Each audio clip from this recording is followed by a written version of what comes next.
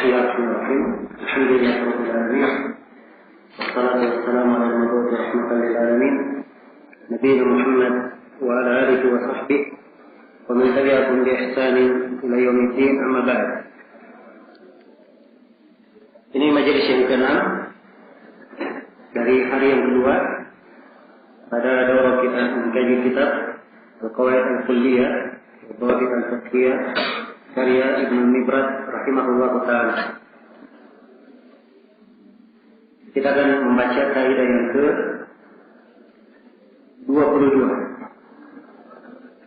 Berkata penulis Al-Imam Ibnu Mibrat rahimahullah ta'ala, At-Thaniyatu wal Ishrun, yang ke-22. Di sunnah salat, tentang sunnah salat. Kata beliau, sunnah salati qisman. Sunnah salat itu terbagi dua. Sunnahun aqwal, ada sunnah yang berkaitan dengan ucapan. Kemudian beliau sebutkan ada 12. Nanti setelahnya beliau sebutkan sunnah yang berkaitan dengan perbuatan. Ya. Dan tentunya di dalam pembahasan sholat yang paling banyaknya adalah pembahasan apa? Sunnah-sunnahnya. Jadi ini enaknya kalau punya kaidah. Pertama yang paling penting ditentukan dulu apa yang rukun, apa yang wajib. Kalau dia bukan rukun, bukan wajib, berarti itu adalah apa? Itu adalah sunnah. Ini kalau orang punya kaidah, akan memudahkan dia mengukur ilmu itu. Supaya kalau ditanya tentang suatu masalah, dia hanya ikat dasar kaidahnya, yang lainnya dia akan ketahui. Baik. Kalau dia ingat rukun ada 12, kemudian kewajibannya juga telah diingat, maka selain yang wajib dan selain yang rukun, itu hukumnya sunnah. Hukumnya apa? Sunnah. Beliau katakan sunan as-salati qisman. Sunnah salat ada dua jenis. Yang pertama sunanun atau sunan aqwal ini.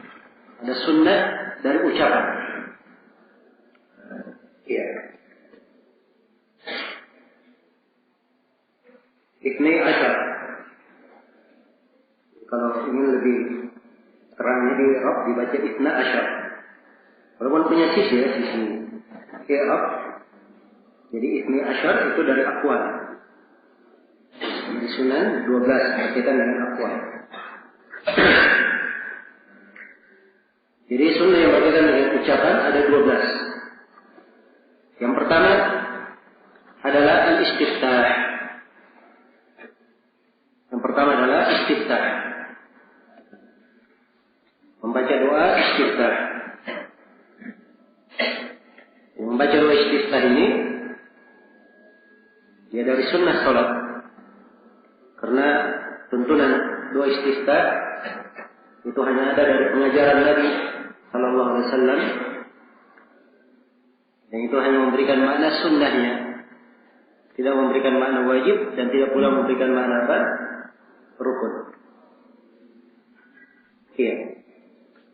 Dan doa istiftah banyak ya. Allahumma ba'id baini wa baina khataayaya, sampai akhir doa. Ini di antara yang paling sahihnya, sebab dia dalam riwayat Bukhari dan Muslim. Ada Allahumma inni wajjahtu wajhiya, lebih panjang sedikit. Ini dalam riwayat Muslim.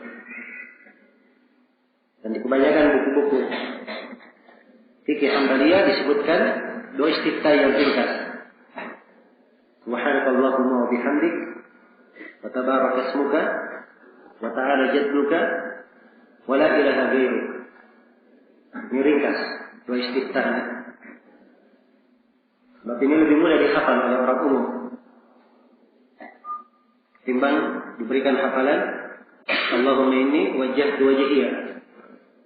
Yang saya ingat di pelajaran SD dulu yang disuruh hafalkan. Dan banyak dari kawan-kawan yang tidak bisa menghafalnya karena panjang doanya.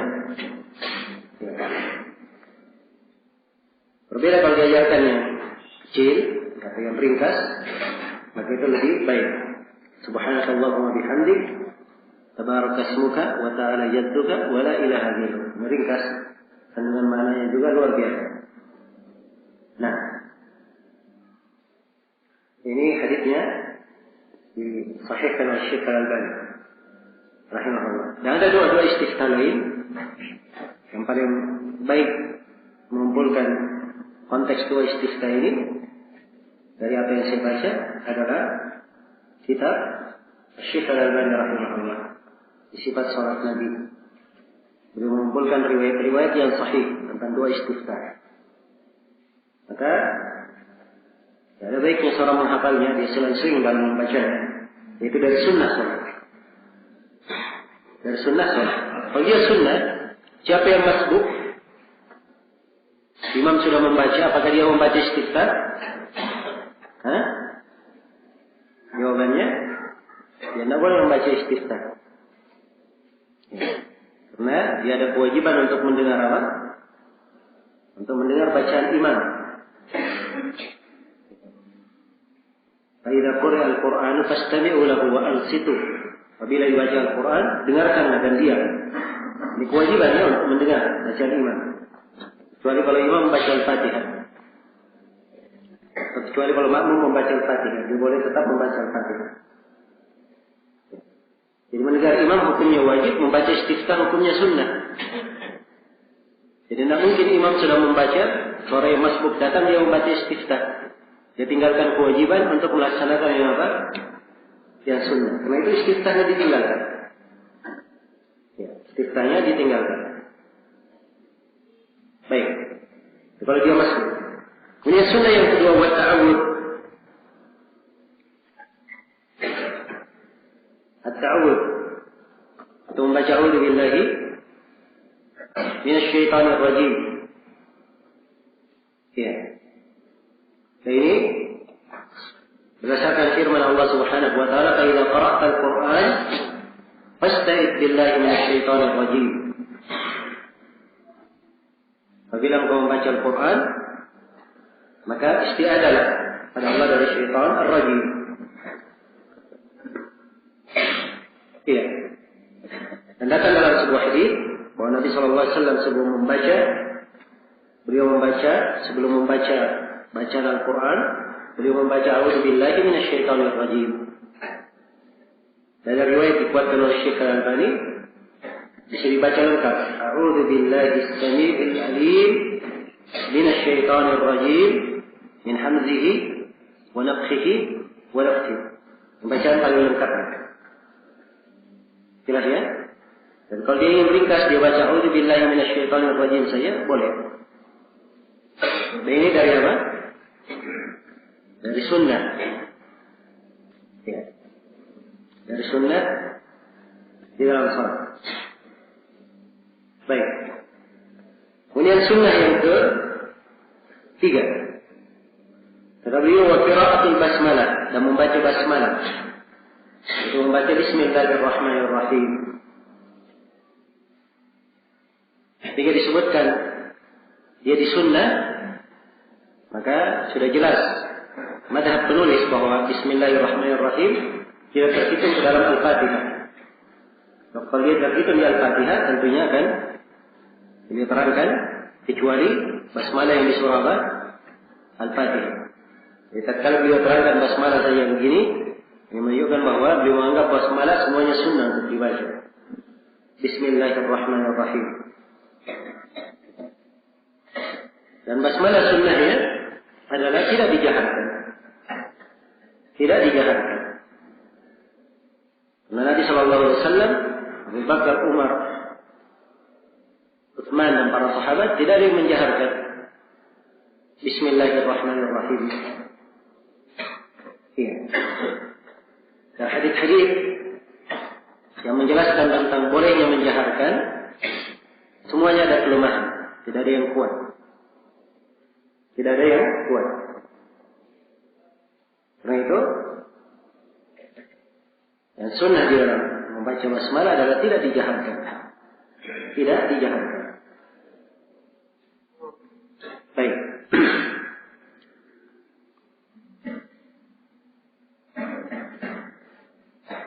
Kemudian yang keempat, wa qaulu amin, dan membaca amin. Membaca amin. Sebab pembacaan amin ini disyariatkan ketika imam mengaminkan. Bagaimana dalam hadis Abu Hurairah riwayat Bukhari dan Muslim, "Idza ammana al-imam fa aminu." Apabila imam mengaminkan, maka hendaknya kalian mengaminkan. Iya. Jadi membacanya adalah disunnahkan. Kalau imam tidak membaca, maka itu tidak ada masalah. Tidak ada masalah. Dan sunnahnya di dalam mengaminkan, makmum mengikuti, menepati takmim imamnya. Kalau dia dahulu tidak apa-apa. Ya, tapi afdalnya dia tetap tidak mendahului imam. Jadi kalau imamnya sudah membaca A, maka makmum sudah bisa ikut amin. Ya. Dan dalam mengaminkan, afdalnya dipanjangkan. Tapi memanjangkannya bukan seenaknya. Ya. Memanjangkannya 1 menit. Maka ini tidak diperbolehkan sebab keluar dari kaidah bahasa Arab.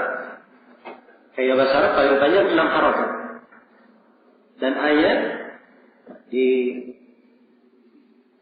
ketentuan kebanyakan ahli qiraat itu hanya 2 harakat. Kecuali di qiraat Nafi boleh 4 harakat. Jadi amin 6 paling panjang 6 harakat. Hanya 2 kalau di qiraat Nafi bisa 4 amin. Jelas ya? Ini satu bacaan. Dan boleh dibaca juga amin, hanya tidak dipanjangkan. Amin. Ya. Dan dua-duanya bermakna kabulkanlah. Itu 2 bacaan di dalam bahasa Arab, disebutkan di dalam buku-buku bahasa. Ya, tapi sunnahnya syah di dalam hadis Nabi memanjangkan amin. Baik. Kemudian yang kelima atau yang keenam, wal jahru. Dan disunahkan menjaharkan. Maksudnya di salat-salat jahriyah, yaitu di salat subuh, di salat maghrib dan di salat isya, serta di salat Jumat. Apa?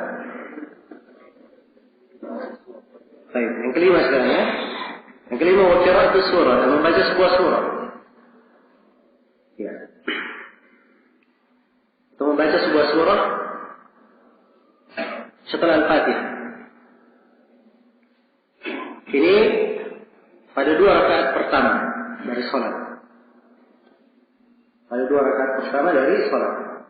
Dan di sini penulis menghitungnya di dalam sunnah. Dan ini juga letak perbedaan pendapat di kalangan ulama. Ada yang mengatakan bahwa membaca surah itu hukumnya wajib bukan sunnah. Kenapa? Sebab tidak pernah dinukil dari Nabi, beliau tidak membaca surah di 2 rakaat pertama. Bahkan tuntunan beliau di dalam membaca surah setelah Al-Fatihah di 2 rakaat pertama itu dinukil dengan penukilan yang sangat banyak. Ada bacaan-bacaan beliau di sholat subuh, bacaan beliau di sholat zuhur, di sholat asar, bacaan beliau di sholat maghrib, di sholat isya. Iya. Karena beliau tidak pernah dinukil meninggalkannya, dan ini memberikan kesan kewajiban. Maka saya kira pendapat ulama yang menganggap itu wajib, mungkin itu yang lebih dekat. Ya. Kalau dimasukkan kepada kewajiban, lebih tepat daripada dikatakan dia sunnah. Jelas ya? Ini membaca surah. Baik, yang keenam, menjaharkan bacaan. Menjaharkan Ini pada salat subuh, salat maghrib, salat isya, dan salat Jumat. Ya. Nah, Nabi SAW menjaharkannya. Maka menunjukkan disunnahkannya.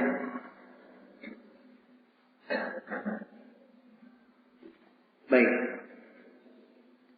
Kemudian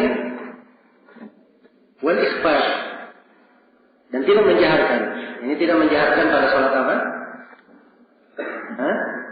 Pada salat zuhur dan salat asar. Tidak dijaharkan.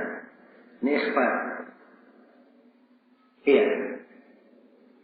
Ini kata seorang imam misalnya, dia membaca di salat maghrib, imamnya lupa menjaharkan. Dia baca Al-Fatihah. Kalau baca Al-Fatihah baru ingat. Maka di sini dia meninggalkan apa? Meninggalkan sunnah. Apakah dia ulangi membaca Al-Fatihah lagi? Jawabannya tidak diulangi. Sebab tidak boleh mengulang-ulangi membaca apa? Mengulangi sunnah. Karena hal yang disunnahkan dia ulangi. Iya. Jadi kalau dia sudah pas ingat setelah membaca Al-Fatihah, langsung dia baca surah saja. Dia jaharkan. Dia jaharkan. Jelas ya? Baik.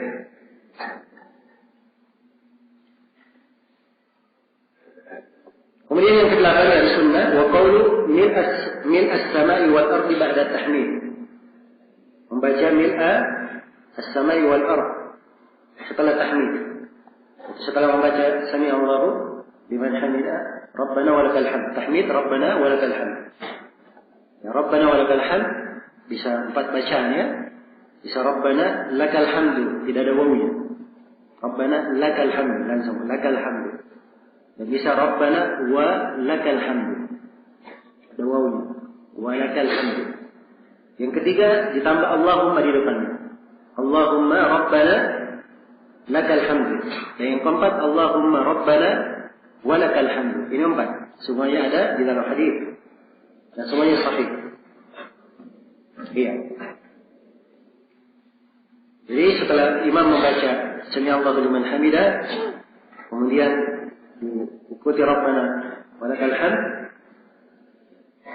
maka boleh ditambah setelahnya dengan doa.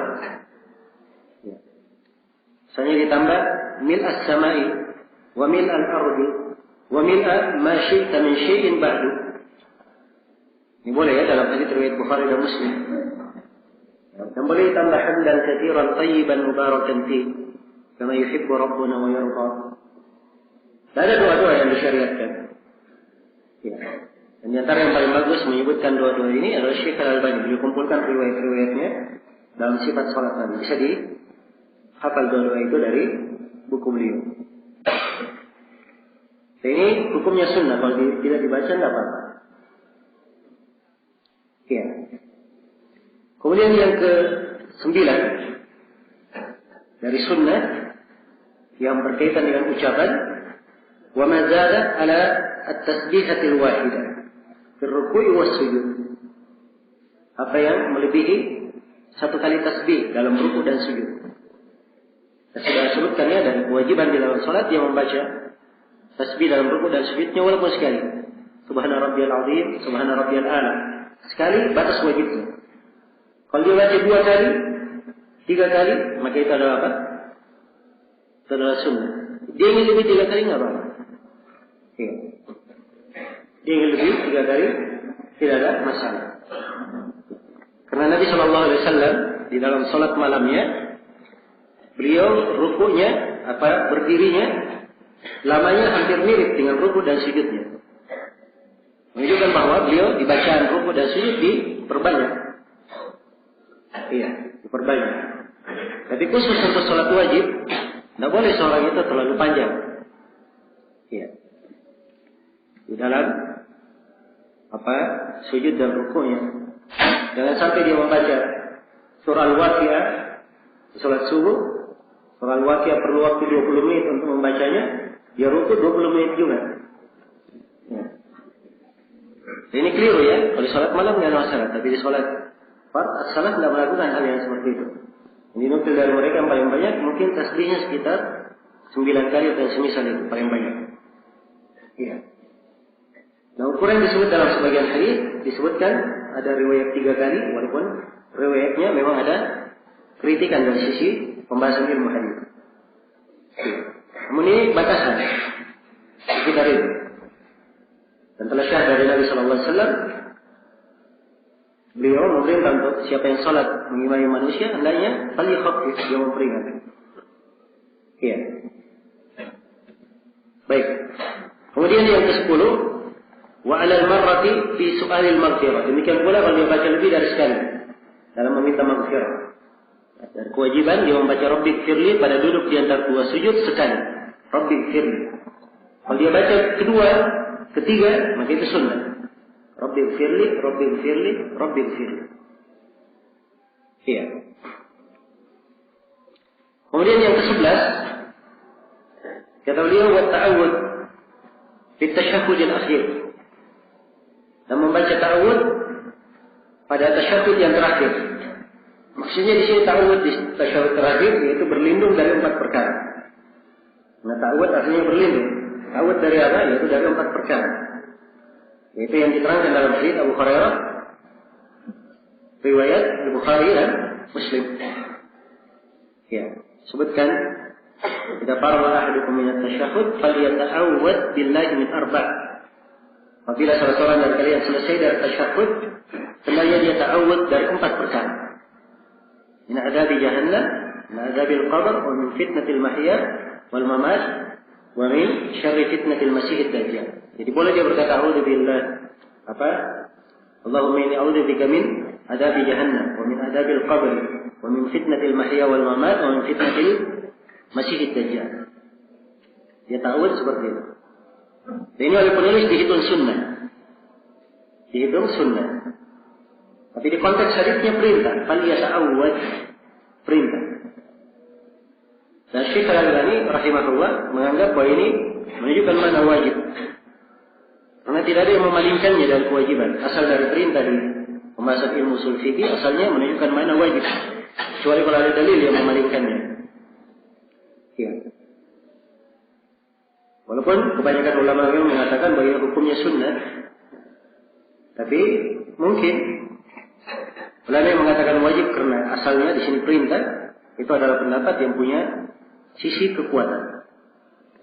Ya, jelas ya, kalau dimasukkan di dalam kewajiban, saya kira bukan hal yang jauh dari benar. Baik, ini yang ke-11. Ta'awud di tasyahhudil akhir. Kemudian yang ke-12, wal qunut fil witri. Dan qunut pada witir. Dari ucapan juga qunut di witir. Dan di witir saja ya, bukan di semua salat. Sebab Nabi sallallahu alaihi wasallam mengajarkan kepada Al-Hasan bin Ali doa qunut di witir. Allahumma hdini fi man hadait wa atini fi man afait wa tawallani fi man tawallait, dan seterusnya. Diajarkan di mana? Di qunut witir. Tidak dibaca di qunut subuh. Ya, sebagaimana yang dilakukan oleh sebagian orang. Baik.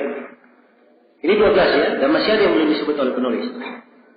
Dari sunnah yang jelas. Seperti berdoa sebelum salam. Nah, dalam hadits Ibnu Mas'ud dikatakan, "Tsumma liyatakhayyar min ad-du'a'i ma syaa." Kemudian hendaknya dia memilih dari doa apa yang dia sukai. Dan Nabi telah mengajarkan doa kepada para sahabat.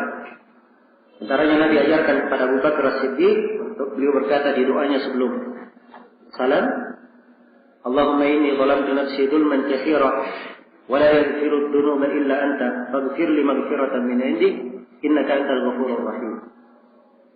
Ya. Dan juga telah syahid dari Nabi sallallahu alaihi wasallam, beliau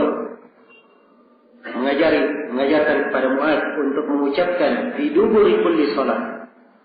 Di dubur setiap salat, Allahumma a'inni ala dzikrika wa syukrika wa husni ibadatik. Dan dubur di sini ada 2 penafsiran di kalangan para ulama. Ada yang menafsirkan dubur bermakna setelah salam. dia membaca doa itu. Jadi kalau dibaca setelah salam berarti dia dari zikir setelah salat. Nah, dia menafsirkannya bahwa doa ini dibaca sebelum salam. Dan ini pendapat lebih kuat. Karena kata dubur di dalam bahasa Arab, dubur sesuatu adalah bagian dari sesuatu itu, tidak terpisah dari itu. Ya. Kalau dikatakan dia di dalam salat itu lebih tepat. Jelas ya? Ini di antara sunnah juga. Tidak disebutkan oleh penulis. Rahimahullahu ta'ala. Dan mungkin ada yang lainnya. Tapi di sini sekedar isyarat dari beliau. Ya. Dan beliau sendiri tidak menyebutkan secara terperinci sunnah-sunnah yang berkaitan dengan perbuatan. Beliau hanya berkata wasunanul af'alin. Yang kedua dari sunnah di dalam salat ada yang tergolong ke dalam sunnah berkaitan dengan perbuatan. Wa hiya qariban min 20 sunnatan. Dan sunnah yang seperti ini sekitar 20. Ada sekitar 20. Wa rubbama zada. Dan kata beliau mungkin lebih daripada itu yang berkaitan dengan perbuatan. Tetapi berkaitan dengan ucapan ya. Berkaitan dengan perbuatan mungkin sekitar 20. Baik, tidak ada masalah. Beliau di sini tidak merinci, mungkin saya agak rinci sedikit. Ya, sunnah-sunnah yang berkaitan dengan perbuatan. Nah,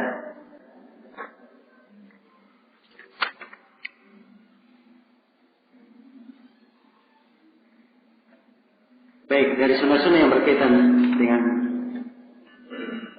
perbuatan, bukan berkaitan dengan ucapan, adalah mengangkat kedua tangan. Jadi takbiratul ihram itu takbirnya, takbir perpindahan itu takbirnya. Mengangkat tangannya lain lagi. Jelas ya, mengangkat tangan itu sunnah tersendiri. Kalau dia takbiratul ihram sambil mengangkat tangan, jadi dia lakukan rukun, dia lakukan apa? Dia lakukan sunnah. Jadi mengangkat tangan ini termasuk sunnah di dalam sholat, sunnah perbuatan. Dan ia disunnahkan pada 4 tempat. Yang pertama pada takbiratul ihram. Dan yang kedua ketika takbir untuk ruku. Dan yang ketiga ketika takbir i'tidal. Dan yang keempat ketika takbir dari tasyahud pertama naik ke apa? Tasyahud kedua. Naik kepada dari tasyahud pertama naik ke rakaat ke-3. Ini 4 tempat. Seorang takbir mengangkat tangan. Ya, ini yang diterangkan dalam hadis Ibnu Umar riwayat Al-Bukhari. Dari 2 jalur riwayat, 2 konteks di dalam Sahih Al-Bukhari. Adapun selain dari 4 tempat ini ada hadis-hadis. Tapi ini menjadi letak pembahasan di kalangan ulama. Iya. Dan sebagian ulama kita yang membahas ada yang menguatkan. Karena itu antum lihat di pembahasan sifat salat Syekh Al-Albani pada sebagian tempat beliau terangkan mengangkat 2 tangan, kadang Nabi mengangkat kedua tangan. Namun kebanyakan ulama di Yaman mereka menganggap seluruh hadis yang mengangkat tangan selain dari 4 tempat semuanya ada kelemahan di dalamnya. Terhitung dalam riwayat yang syadz. Iya. Baik. Ini contoh dari sunnah berkaitan dengan perbuatan mengangkat tangan. Demikian pula meletakkan tangan kanan di atas tangan kiri. Ya. Meletakkan tangan kanan di atas tangan kiri pada saat sholat. Meletakkan tangan kanan di atas tangan kiri ini hukumnya sunnah. Jelas ya? Memang hadis-hadis yang menjelaskan yang mutawatir, tapi hanya berkaitan dengan perbuatan. Berkaitan dengan perbuatan, dan itu paling tinggi menunjukkan makna sunnah. Tangan kanan diletakkan di atas tangan kiri. Di sebagian riwayat meletakkannya disebutkan sebagian tangan ada yang di atas punggung tangan, ada yang di pergelangan dan sedikit di tulang as-sa'id. Tulang as-sa'id ini antara pergelangan dan pertengahan. Antara siku dan pergelangan di pertengahan sampai ke pergelangan ini disebut as-sa'id. Jadi diletakkan begini, meletakkannya. Di sebagian riwayat. Sebagian riwayat yang lain, Nabi menggenggam. Ya, digenggam. Jelas ya? Beda meletakkan dengan apa? Menggenggam. Ya, kalau dia meletakkan begini, sunnahnya begini. Kalau dia menggenggam, silakan. Dia menggenggam begini boleh. Ya, menggenggam begini juga boleh. Ya. Karena ini ada kemudahan. Seorang kalau misalnya sudah sholat berjamaah dia gini akan membuat sempit orang yang di sampingnya. Jadi kalau dia begini mungkin, apalagi di kondisi orang sempit, begini akan lebih memudahkan. Lebih memudahkan. Tapi digenggam ya, digenggam. Dia diletakkan. Baik. Ini di antara contoh sunnah. Kemudian di antara contoh sunnah lain, ya.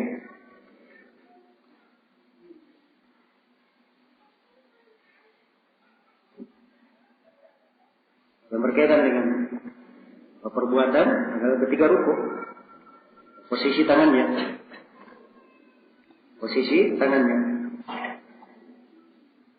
Nah, posisi tangannya di atas lutut, dia apa? Direnggangkan. Posisi jari jemarinya di atas lutut direnggangkan. Ya, tidak digenggam begini, tapi direnggangkan. Ya. Kemudian punggung diluruskan dan tangan bisa dilipat sedikit. Nah, ini semuanya syah dalam hadis. Nah,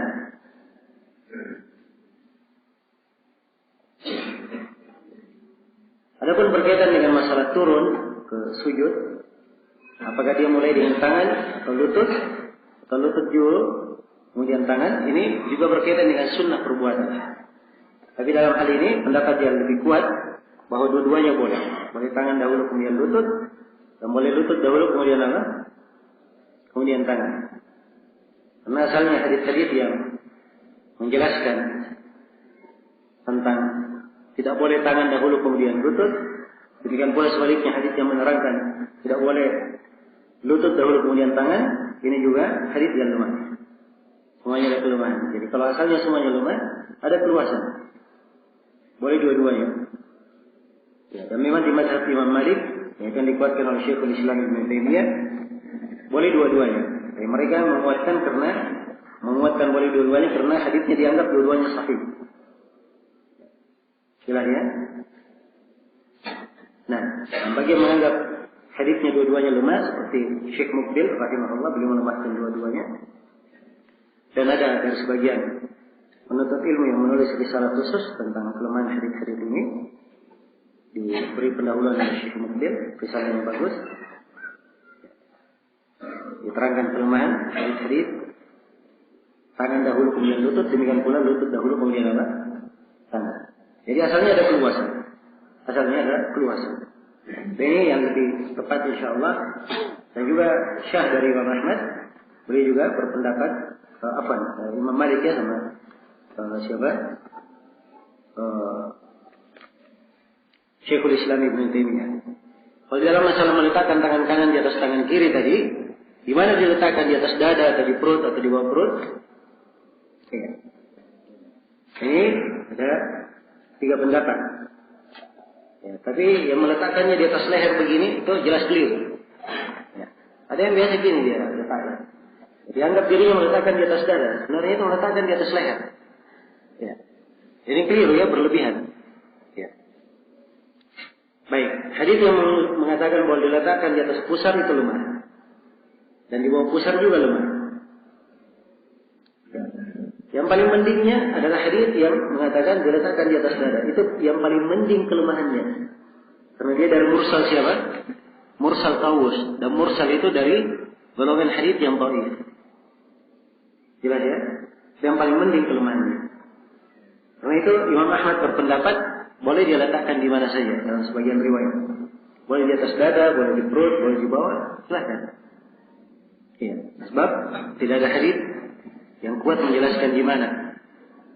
Nah, ini yang diamalkan oleh sejumlah ulama kita di masa ini. Iya.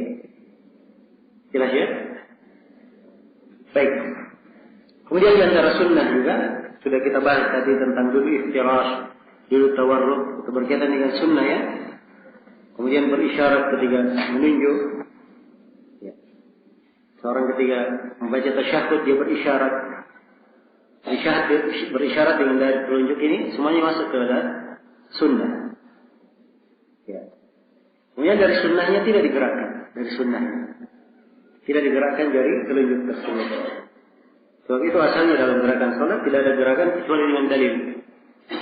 Nah, hadis yang mengatakan digerakkan ketika tasyahud itu hadisnya ada kelemahan syad, khusus untuk kata yuharrikuha. Iya. Ini semuanya pembahasannya adalah hal yang dimaklumi. Baik. Kemudian juga di posisi sujud ada sunnah-sunnah gerakan juga, bagaimana dia meletakkan tangannya ketika sujud. Iya. Dan bagaimana posisi sikunya tidak boleh merapat ke bumi, tapi dia renggangkan, dia keluar. Sebab Nabi Sallallahu Alaihi Wasallam dalam hadis Abdullah bin Buhaina, riwayat Bukhari dan Muslim, beliau sujud dan beliau mengembangkan kedua sikunya sampai kelihatan kedua ketiak beliau. Jelas ya? Ini kalau dia sholat sendiri ya, dia sebagai imam. Mau sholat berjamaah tak mungkin begini. Ya, kasihan tetangganya. Jelas ya? Karena itu tadi saya berikan kaidah. Sunnah itu kalau bisa memberikan gangguan kepada orang itu tidak disunnahkan untuk dia lakukan. Jelas ya? Tidak disunnahkan untuk dia lakukan. Ya. Baik. Ini kaidah sebenarnya bermanfaat. Kalau dibahas di banyak ini, ya banyak sekali membahasnya, termasuk dalam meluruskan shaf. Ya, bukan artinya tidak dirapatkan.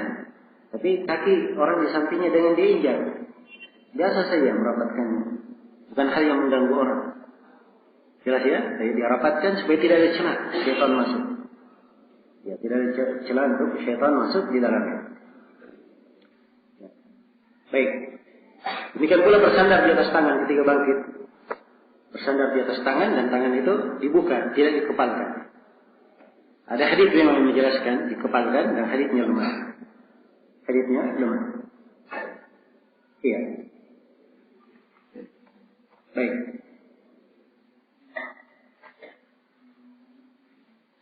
Ya. Di posisi kaki ketika sujud, itu kakinya ditegakkan, jari jemari menghadap ke kiblat. Syahid dalam hal itu. Adapun kedua tumit dirapatkan, itu memang ada sebagian hadis dalam Mustadrak Al-Hakim dan riwayatnya dianggap syadz oleh Syekh Muqbil rahimahullah taala dalam ta'liq beliau terhadap Mustadrak. Iya. Baik. Ini beberapa contoh ya, saya hanya ingin mengisyaratkan saja. Iya. Baik, selesai di kaidah yang ke 22. Kita berpindah kepada kaidah yang ke 23.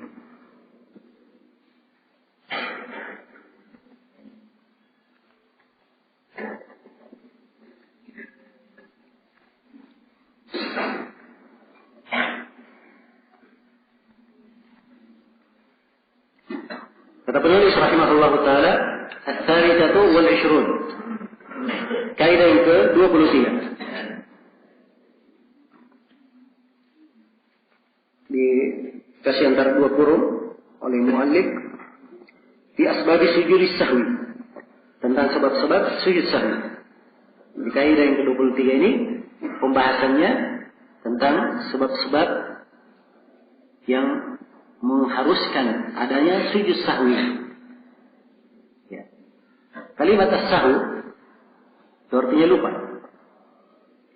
Jadi sujud ini kaitannya apabila seseorang itu melakukan kelupaan di dalam sholat.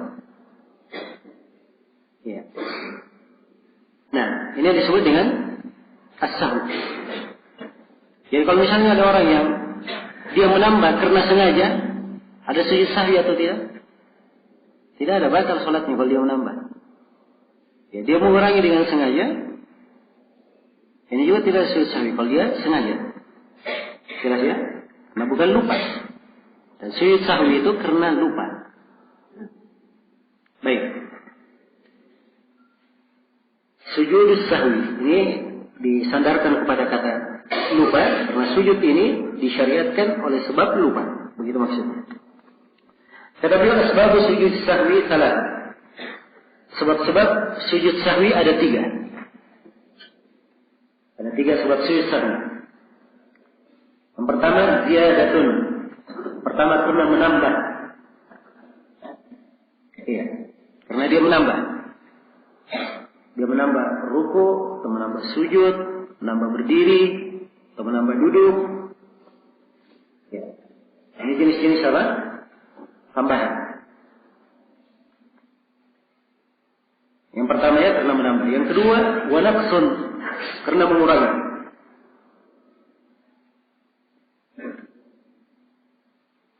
Yang ketiga wasyakkun, karena dia ragu.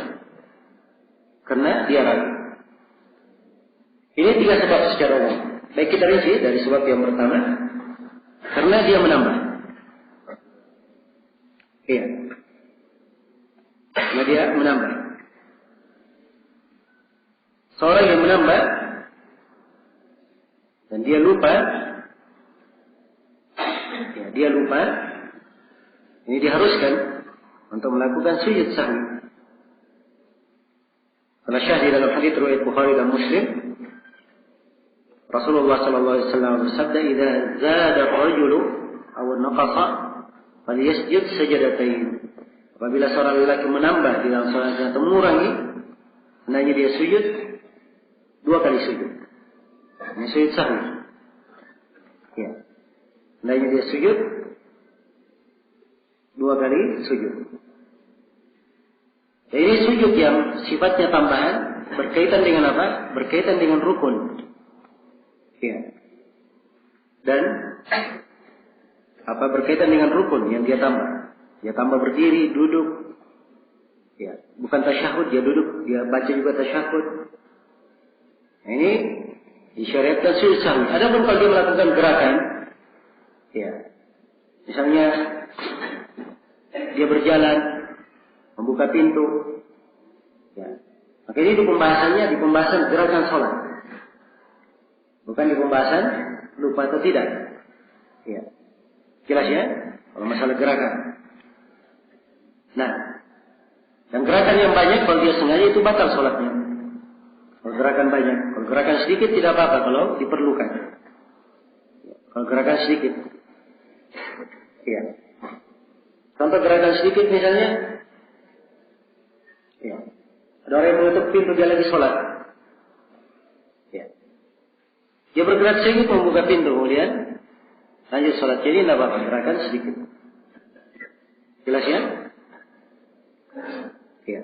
Sebutkan di sebagian apa?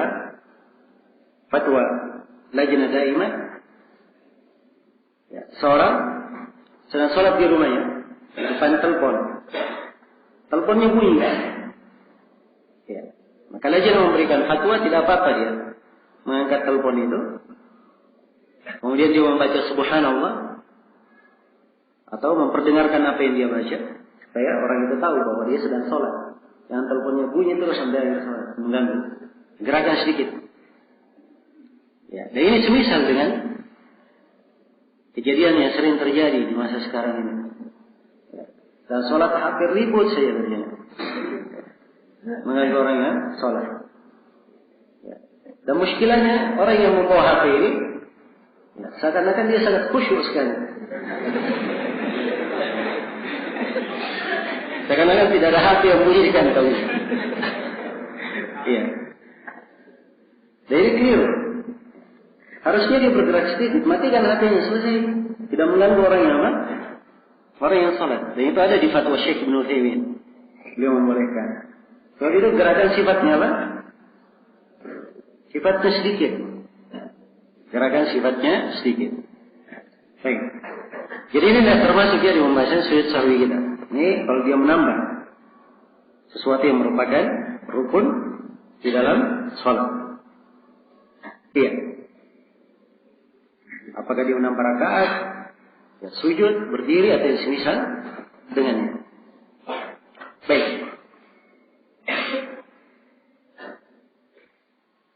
Kemudian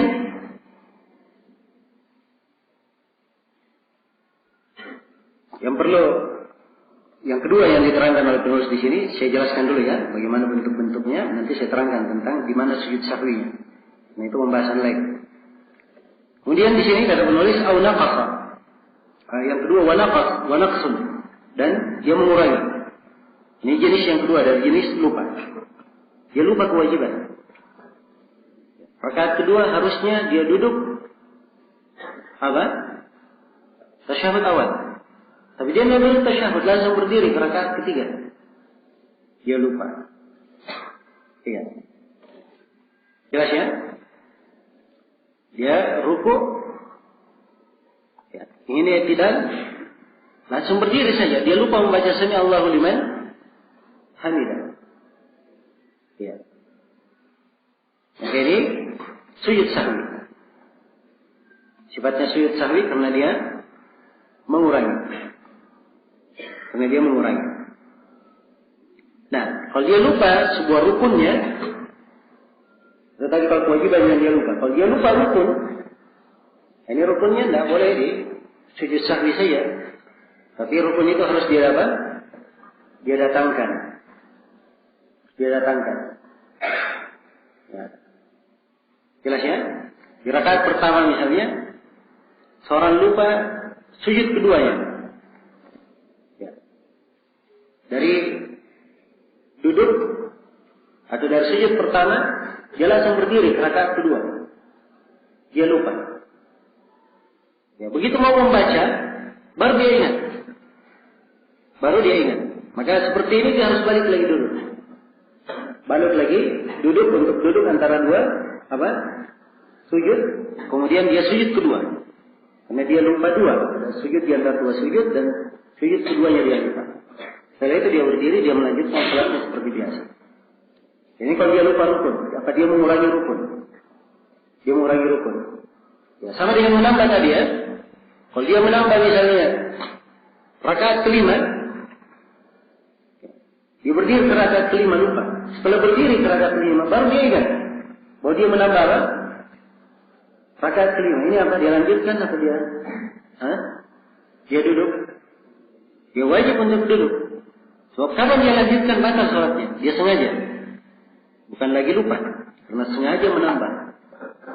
Jelas ya? Karena itu sering ditanyakan. Ada sholat jamaah. Begitu tasyahud terakhir, imamnya berdiri. Dianggap bahwa itu belum rakaat terakhir.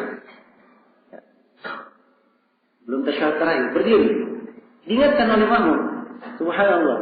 Imamnya tidak mengerti. Kenapa makmum di belakang ini? Ribut-ribut saya.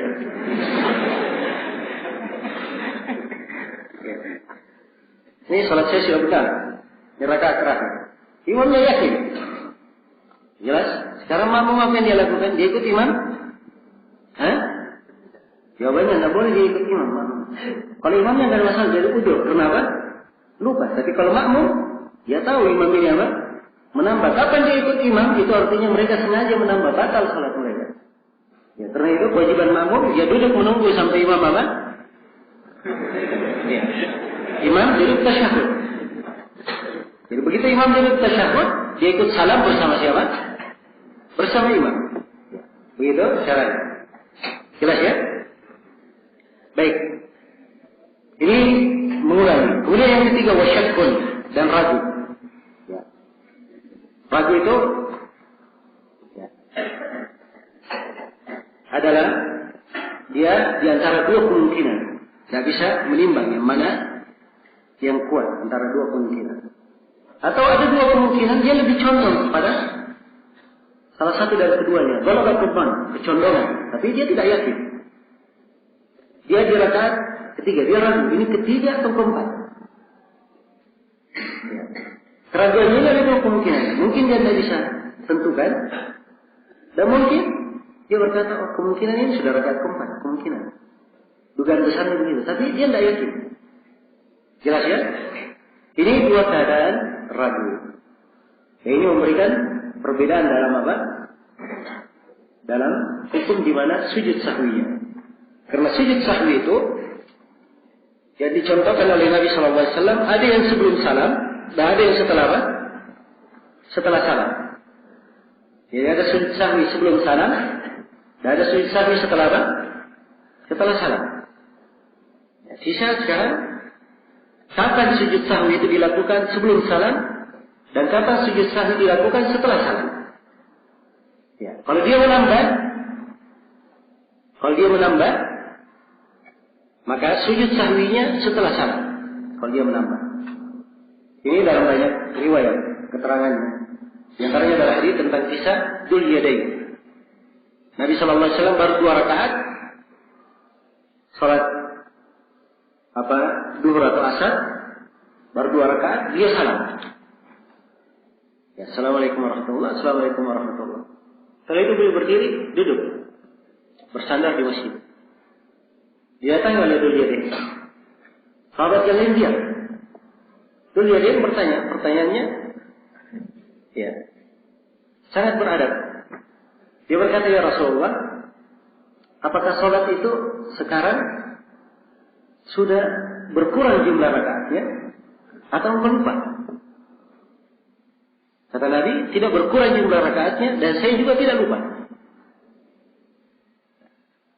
Karena ini antara Nabi dan Dzul Yadain yang berkata ada kekurangan, Nabi berkata tidak. Maka Nabi bertanya kepada sahabat yang lain, apakah benar seperti yang dikatakan oleh Dzul Yadain? Para sahabat yang lain menjawab, benar ya Rasulullah. Maka ketika itu Rasulullah langsung berdiri. Lalu mengimami para sahabat menambah berapa? 2 rakaat. Setelah menambah 2 rakaat, kemudian salam, setelah itu beliau sujud sahwi. Ya, 2 kali sujud, setelah itu salam. Jelas ya? Maka ini karena apa? Dia menambah apa di sini? Beliau menambah apa? Menambah salam. Ya, menambah salam. Jelas ya? Maka ini sifatnya tambahan. Baik. Kemudian yang kedua, kalau mengurangi. Iya. Kalau mengurangi itu, sujudnya adalah sebelum salam. Kalau dia mengurangi, sujudnya sebelum salam. Ini berdasarkan hadis Abdullah bin Buhainah, riwayat Bukhari dan Muslim. Ya. Di mana Nabi Shallallahu Alaihi Wasallam mengimami para sahabat 2 rakaat. Ya. Beliau sholat mengimami, begitu sudah sholat 2 rakaat, harusnya beliau tasyahud, beliau tidak tasyahud, tapi langsung berdiri. Ya. Kemudian Nabi menyempurnakan sholatnya, jadi tidak tasyahud awal. Sekarang ini apa? Mengurangi atau menambah? Mengurangi. Apa yang dilakukan oleh Nabi? Kata Abdullah bin Buhainah, begitu mendekati sholat selesai, kami tunggu beliau untuk salam. Ternyata beliau tidak salam. Tapi kabbara qabla taslim. Beliau bertakbir sebelum taslim, sebelum salam.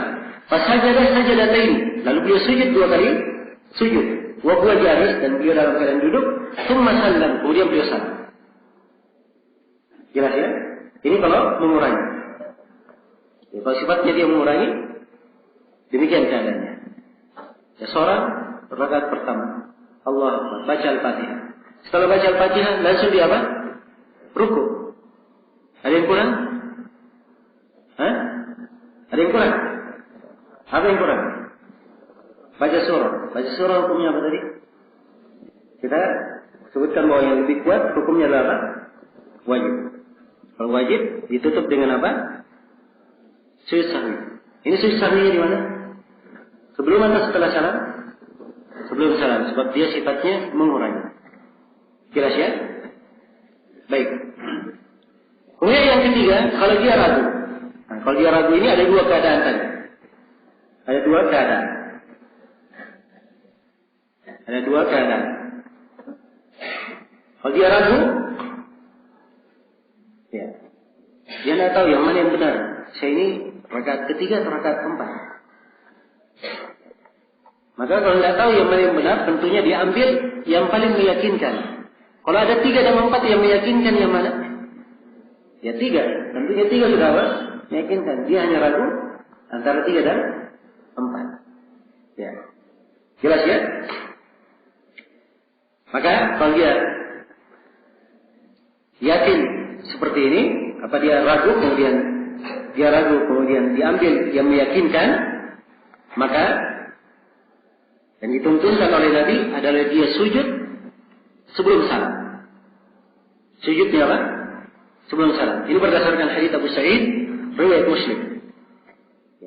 Rasulullah SAW bersabda, "Idza syakka ahadukum fi salatihi, falam yadri kam shalla, salatan aw arba'an, falyatrah asy-syakk, wal yabni ala mastayqan."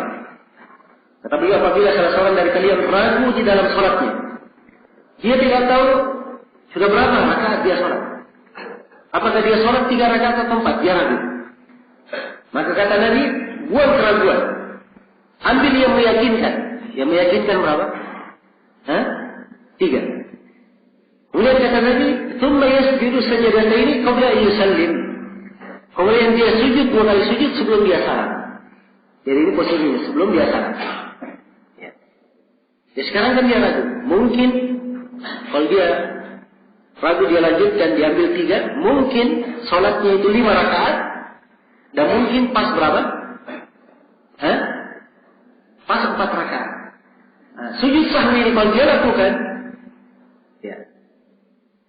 Maka kalau dia misalnya sholat ternyata 5 rakaat, sujud sahwinya ini menggenapkannya. Jelas ya?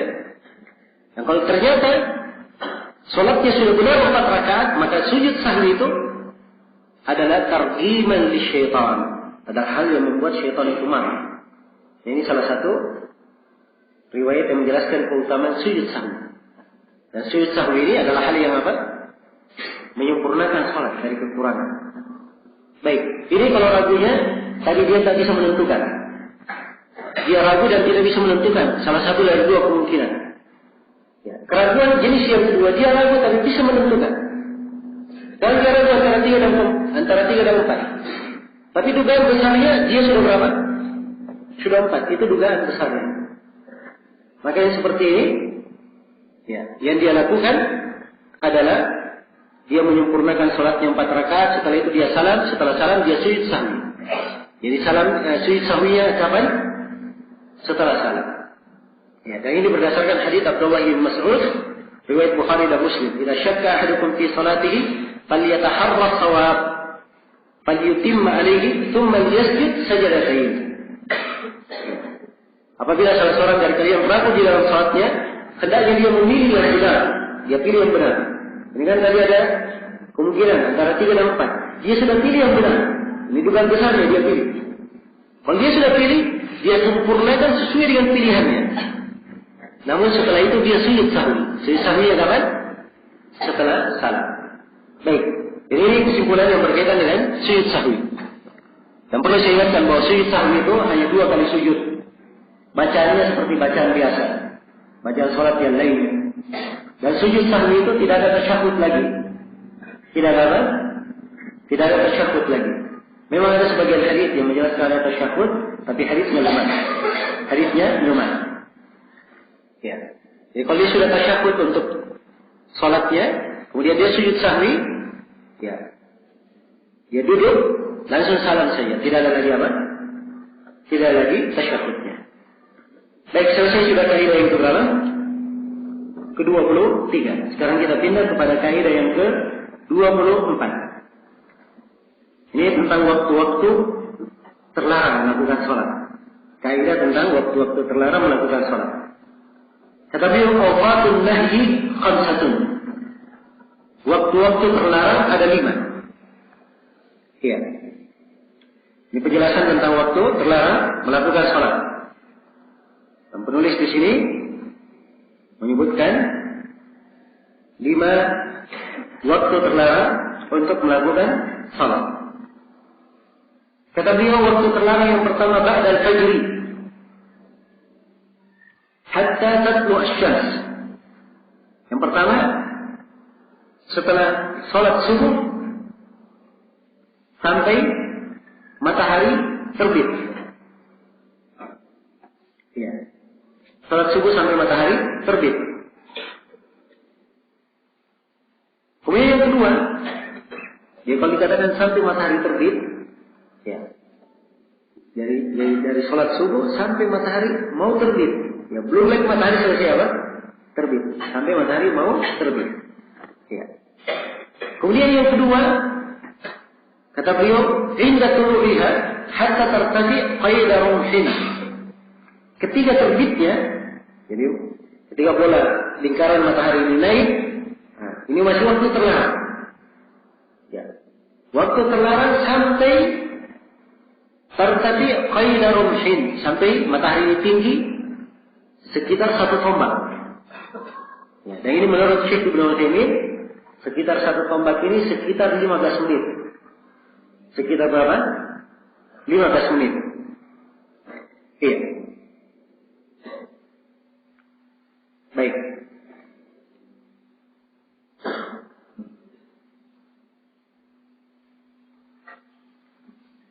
Ini yang kedua ya. Kemudian yang ketiga, kita baca dulu semuanya. Setelah itu kita baca dalil-dalilnya. Kemudian yang ketiga, wa inda qiyamiha hatta tazul. Yang ketiga, matahari itu berada tegak di tengah. Qiyam, tegak berdiri di tengah. Hatta tazul, sampai matahari itu tergelincir. Sampai matahari tergelincir. Iya. Kalau seorang mengambil kayu yang lurus, dia tancapkan, itu akan kelihatan ya, matahari begitu terbit, bayangan kayu ini panjang sekali. Jelas ya? Matahari semakin naik, maka bayangan kayu semakin pendek. Semakin naik matahari, semakin pendek bayangan kayu ini. Begitu matahari berada di tengah-tengah, bayang kayunya sudah apa? Sudah hilang di sebelah. Awalnya dia kelihatan. Nanti dia akan berpindah ke sebelah yang lainnya. Ya. Ya, tadinya bayangannya di sebelah barat, ya, karena matahari terbit dari timur, nanti akan hilang.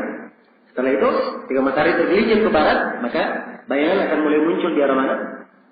Di arah timur. Jelas ya? Ketika berada di tengah inilah yang waktu terlarang. Ya, ketika berada di tengah sampai matahari tergelincir. Sampai matahari tergelincir.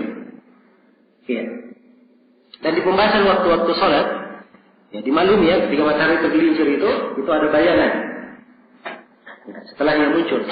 Dan bayangan yang muncul itu tergantung garis khatulistiwanya. Ya.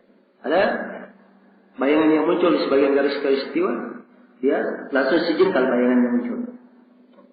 Ya, ada yang langsung setombak sebagian tempat. Jelas ya? Baik. Nah, jadi semuanya diperhitungkan. Jadi waktu zawalnya, waktu tergelincirnya, demikian keadaannya. Kemudian yang keempat, wa ba'da al-'asri hatta tatabayyafa lil ghurubi. Ya. Kemudian yang keempat, setelah salat asar. Waktu yang terlarang yang keempat setelah salat asar sampai matahari itu bersiap untuk terbenam. Tatabayyaf lil ghurub, itu artinya sudah siap untuk apa? Terbenam. Ya belum terbenam, tapi sudah siap untuk apa? Terbenam. Jadi bahasa yang dipakai oleh penulis di sini kurang detail untuk bahas tatabayyaf. Ya, sebab di konteks hadisnya apa? Itu sampai matahari terbenamnya, bukan siap untuk terbenam. Jadi kalau siap untuk terbenam kan sebelum terbenam, ya kan? Ya, karena itu, ya mereka ada yang memberikan ukuran berapa ukuran sebelum terbenamnya. Ada yang memberi ukuran sekitar 1/4 jam sebelum terbenamnya. Ada yang memberikan ukuran dilihat kepada cahaya matahari. Kalau dia sudah menguning, nah itu sudah habis waktu terlarang. Nah, ini kurang tepat. Yang lebih tepatnya, karena di dalam hadis Abdullah bin Amr riwayat Bukhari dan Muslim, "Idza ghaba hajib asy-syams fa akhir as-salata hatta taghrib." Apabila hajib asy-syams sudah hilang, maka akhirkanlah salat sampai dia terbenam. Jadi diberikan ukuran sampai apa? Sampai dia terbenam, bukan sampai mendekati terbenam. Ya. Bukan sampai dia mendekati terbenam.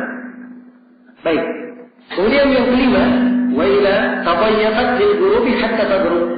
Ketika dia bersiap turun, terbenam hingga dia benar-benar terbenam.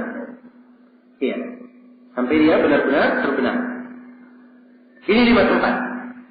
Ya, dan 5 tempat ini kadang diringkas oleh para ulama menjadi 3. Ya, jadi hanya disebutkan dari setelah sholat subuh sampai matahari terbit, begitu saja. Kan ini sudah masuk 2 kan di dalamnya. Ya. Kemudian yang kedua adalah ketika matahari berada di pertengahan tergelincir. Kemudian yang ketiga dari setelah asar sampai matahari terbenam. Nah, ini bagi siapa yang meringkas rinciannya 5, tapi ringkasannya 3. Jelas ya? Rinciannya 5 waktu terlarang, ringkasannya berapa? 3. Iya.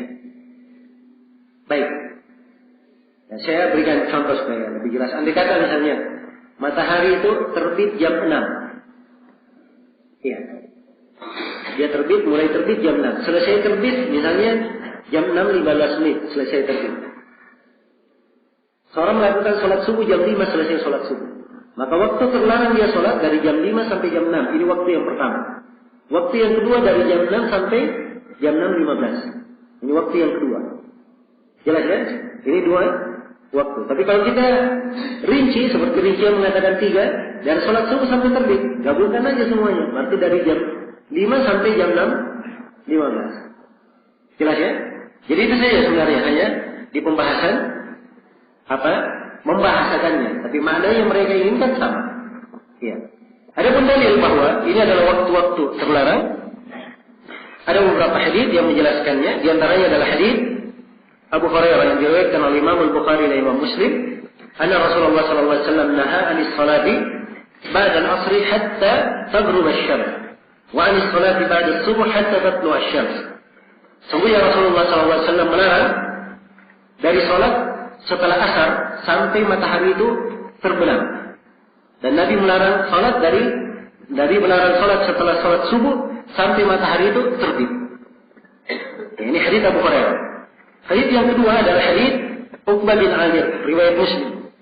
3 sa'atin kana Rasulullah sallallahu alaihi wasallam yanhana an nusalli fihinna atau an naqbura fihinna mautana.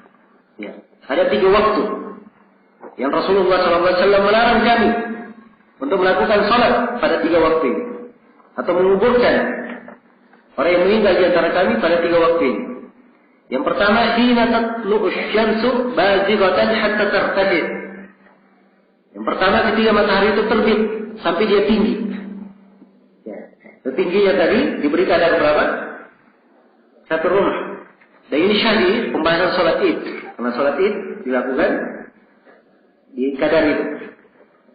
Kemudian yang kedua, wahina yaqumu qa'imu adh-dhahirati hatta tamil asy-syams. Dan ketika matahari tegak berada di tengah sampai ia tergelincir. Yang kelima, yang ketiga, wahina tadayyaqu asy-syamsu lil ghurubi hatta taghrub. Ketika matahari sudah bersiap untuk terbenam sampai ia terbenam. Ini 3 waktu lainnya.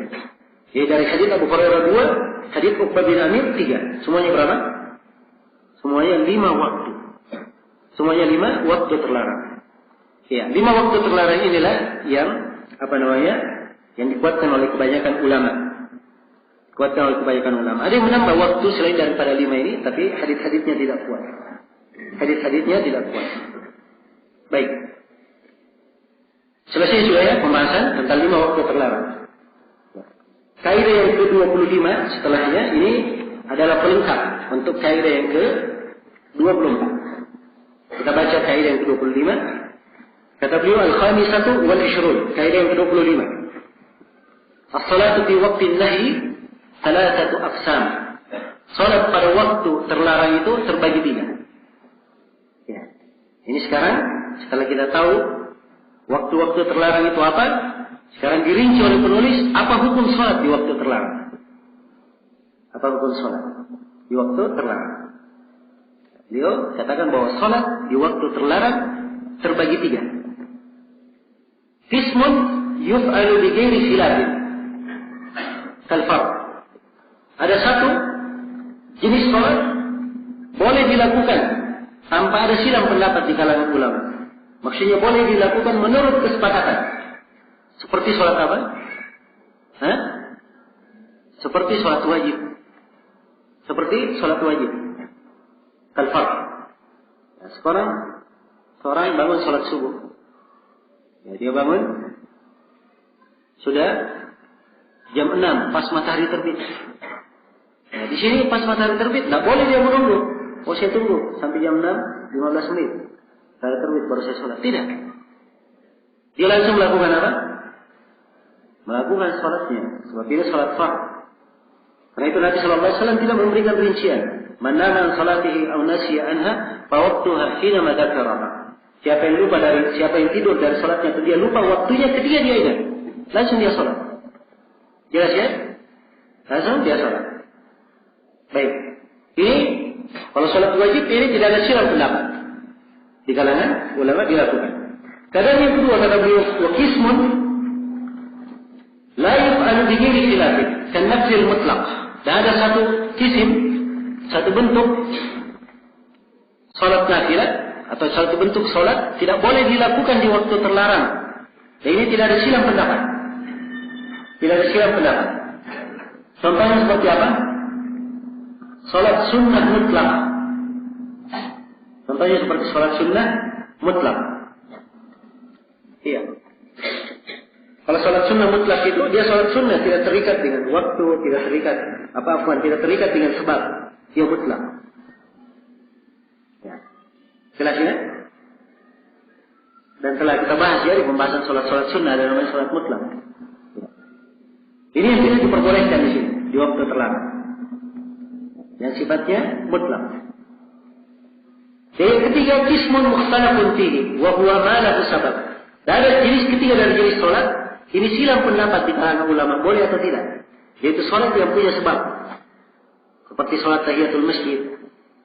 Ini 2 rakaat dilakukan di masjid disebabkan karena apa? Masuk masjid. Atau sholat sunnah 2 rakaat setelah wudu. Ya.